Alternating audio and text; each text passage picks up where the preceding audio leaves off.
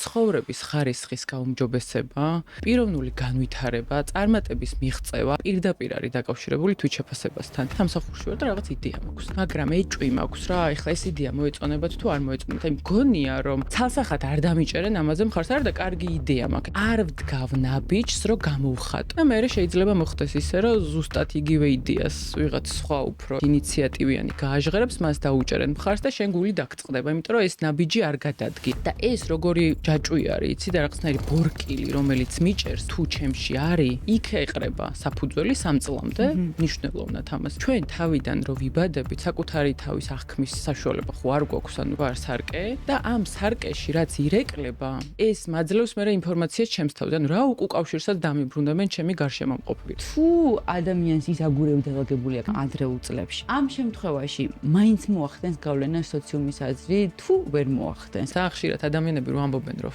მე არავის აზრი არ მაინტერესებს. არ მუშაობს. ხშირად ძალიან აინტერესებთ, უბრალოდ გაუფასურებით ვცდილობ შევამცირო მისი მნიშვნელობა. საკუთარი სხეულის აღქმა და მიუღებლობა. ეს მგონია რომ არის ძალიან დიდი პრობლემა. როდის ხდება რეალურად შენი სხეულის მიღება ისეთი როგორიც არის?